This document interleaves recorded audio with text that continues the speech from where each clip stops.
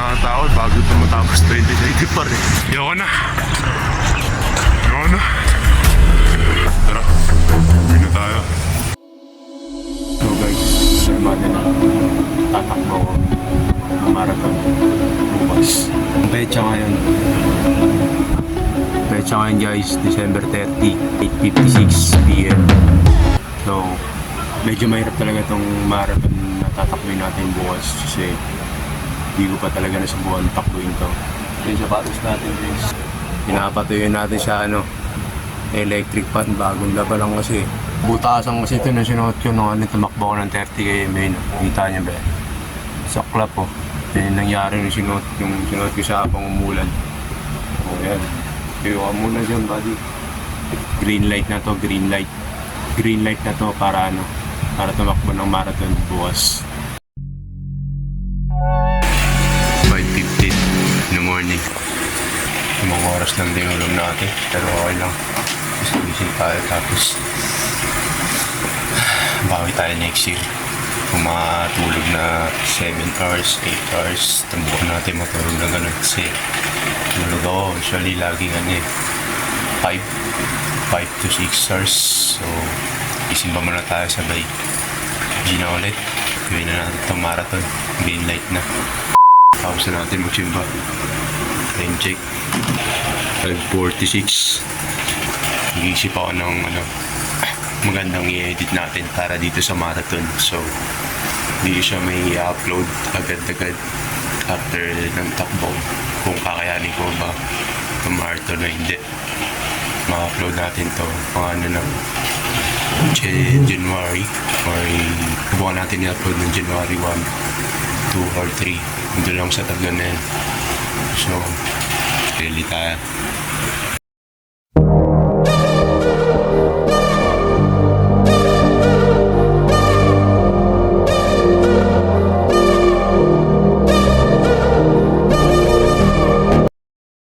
Guys, di tayo naglalakad. Kano tayo ng tindahan na pwede nating mapaloadan kasi wala pala akong hindi pumasok yung load ko kagabi. Nakalimutan ko i-follow up. So, tayo tayo ng retail store. Hindi maaraw ngayon guys. Ay, hindi maulan ngayon. Pero, mamaya ang alas 10, alas 11.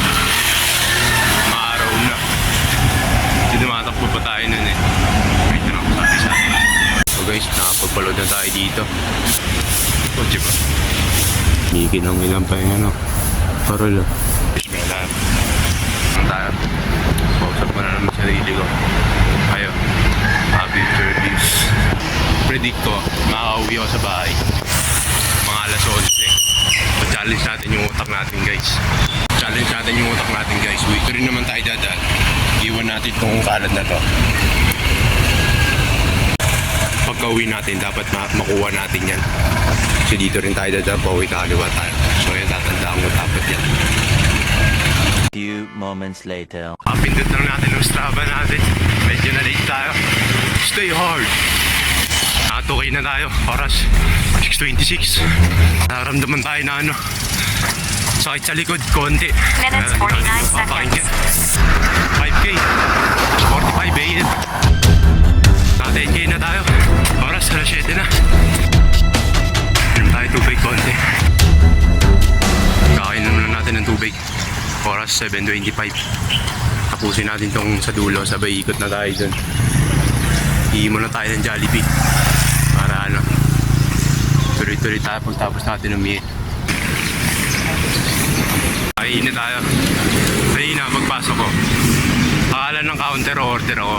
Kasi walang tao walang customer. I mean, walang nakapila sa counter. So, nakatingin sila sa akin kung order ako. Patingin ako sa ibaba para di ako makipag-eye contact Pero di na alam. Pero, iilang bala ako sa may gilid. Sabi yung hindi na tayo sa may gilid. Araw na. Ayun o par. Magka 12K ba lang tayo. Mas maganda sa akin kung araw ng umaga kaysa sa araw ng tanghali. Kasi tunog talaga ako doon pag tanghali. Distance 12 kilometers. Time 1 hour. So guys, try natin tumakbo sa Luneta. Iwan muna tayo sa GC. Iwan muna natin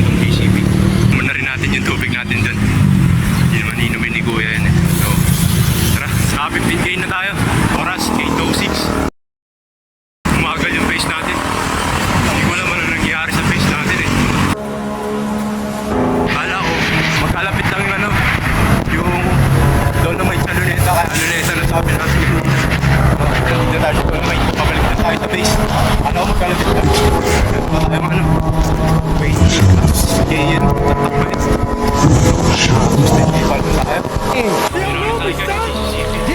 Grabe. Ang gulo ng takbo natin ngayon. Hindi ko maintindihan. Ayoko na. Hindi, joke lang. Sumisigaw sa akin si si David Goggins sa utak ko. Sigaw siya sa akin. Lapit na tayo sa half marathon. Few moments later. 21K na tayo. 2 hours and 34 minutes. Mag-alas 9 na. Grabe. Pagka 21K ko, sobrang nanakit yung may gilid. Pinipilit ko pa rin tumakbo kahit mabagal. May kurutse. Dahil siguro to sa kagabi nung abs workout kasi lagi yung ginagawa yun. Mamaya magpa-plyometrics ako. Meron pa tayong 21K ngayong araw. Tara, uwi na tayo. Tara, kailangan pa natin ito tapusin. So may naisip ako paano to takbo yung 21K. So isipin natin yung mga lagi natin ginagawang 10K dito sa ECP. Napipil ko kasi madali lang siya. So sinasaniban na ako ngayon ni Eliud Kipchoge at ni David Goggins. Ito na silang dalawa naramdaman ko. Sabi nila, napalo ako sa pet nila David Goggins at ni Eliud Kipchoge sa utak ko kapag mabagal ako. So sinasabi ng utak ko, i-push ko pa talaga. Tapusin na natin to. 21K na lang. Last 9 na. Few moments later. Grabe, malinis na ng CCP. Wala nang tumatakbo. Wala na nakatakbo. Init. Yung araw, medyo nainit na. Kaya natin i-push. Kailangan natin ito tapusin. Ito nasa utak natin. Kahit anong mangyari. Medyo nag-iinit yung ulo ko. Siya banda. Hirap yung challenges na ito. Kailangan pa rin natin ito tapusin. Kahit gaano kahirap. Hindi ko ito nagawa ngayong taon. Kikisiyan ko ito sa 2025. Kaya kailangan ko talaga tapusin ito. Tara. Bumibigay talaga yung ko sa ulo ko. Kumukunik yung katawan ko tsaka sa utak. Kailangan ko magpahinga siguro ng 5 minutes sabay. Kain ng konti, biskuit. Tapos select ulit. Tatakbo pa rin tayo. Hindi natin talaga ito pwedeng hindi matapos. Tayo sa PICC. Tama na tayo sa 7-Eleven. 25K na tayo. Oras 3 hours and 11 minutes. Tapos oras natin mag-alas 10 na. Few moments later. Guys, kakakain lang natin ng biskuit. Tsaka kakainom na rin natin. Distance 25 kilometers. Ayan na. Time 3 hours 14 minutes 9 seconds. 25K. Previous kilometer in 10 minutes 41 seconds. Ayan na, 25K ko lang. 3 hours and 14 minutes. 25K. So, ayan. Yeah. And shoutout sa'yo, yeah. Nagbabike na yun. Ang bilis nilang dalawa eh. So, gagawin natin. Isipin natin tagpa 5K. Ito na naman tayo eh. So, pusin na lang natin to. Tara, grabe, muntik na ako dun. Para akong matutumba kanina. Nung hindi ako kumain.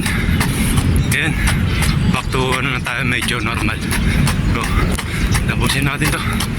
Sige, bagal natin Ngayon alam ko na kung bakit may mga pagkain sa marathon race. Nakakagutom pala talaga. Nagtatakbo ng long run.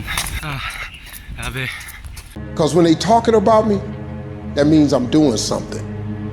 You see, while you're over there watching me and talking about me, I'm working. You keep gossiping and I'll keep working. You keep talking smack and I'll keep working. You keep focusing on everything and everyone else and I'll keep working. You will lose and I will win.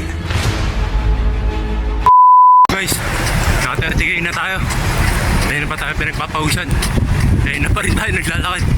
Oras natin 10:30 AM. Malapit na. Malapit na akong kunin yan Bigat. One eternity later. So guys, naka 40K na tayo. Grabe. Oras 12:30 na. Tanghali na, kayo na pa ako. Mga takbo tas naglalakad.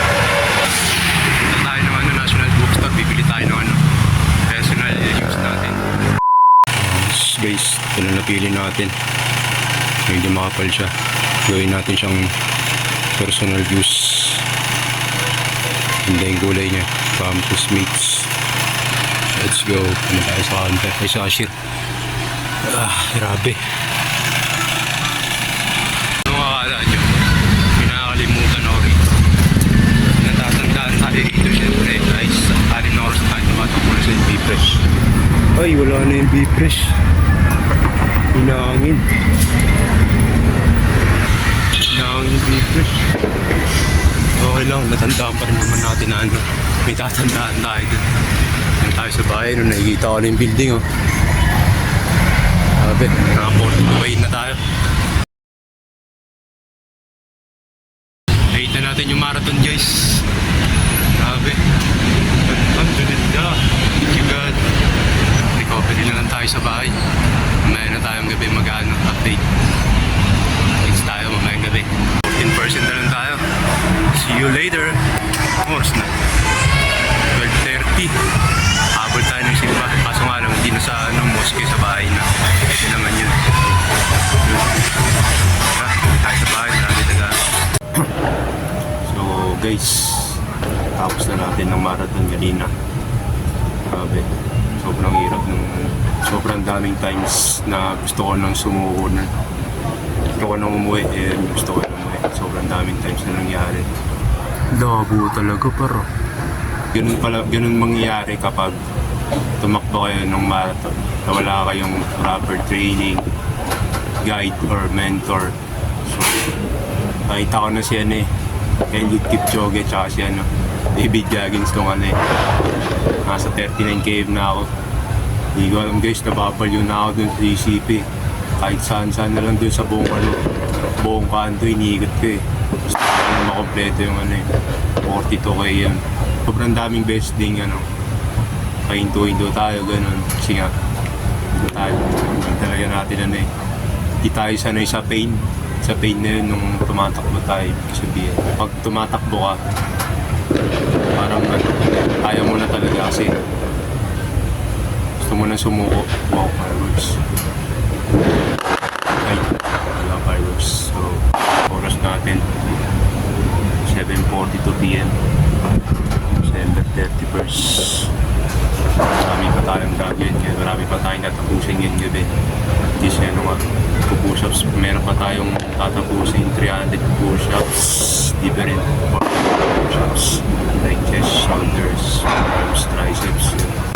Magiging madali na lang sa akin. Kaya ako ginawa yung marathon challenge na yun. Yun nga, sinad nating goals na biglaan lang. Kaya ako talaga ginawa kasi may napapanood ako mga content creator din sa mga YouTube shows.